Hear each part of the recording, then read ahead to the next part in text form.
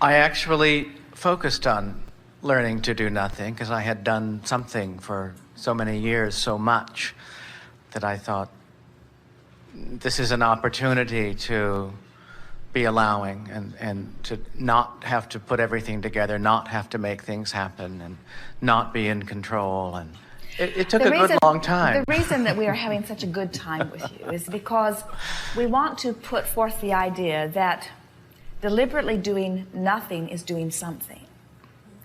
And that it is the smartest thing that you could ever do, because in deliberately doing nothing, you are deliberately reaching for the state of allowing, which allows everything that you've ever wanted to come into place. When you realize that in everything that you've been living, you've been asking. And so Source, who adores you and hears you and understands you and is answering you, is responding in the steady, consistent way that it is, that when you decide finally, and it usually you have to beat yourself up pretty good before you come to that place, but when you finally decide that you are going to afford yourself a block of time where you do not push yourself to do something that you do not want to do, or where you do not force yourself to do something when you would rather not do it, but instead you choose what feels best to you, then all kinds of things come into place. And we were also teasing with you a little bit because we know that when you make the decision to do nothing and you get into that place of allowing, that then all kinds of inspiration to do things comes forth, because it isn't about doing nothing, it's about feeling better about what you are doing.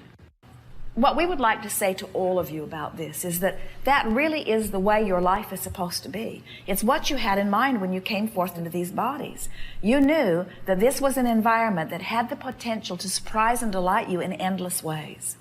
You never said, I'll go forth and pay a price.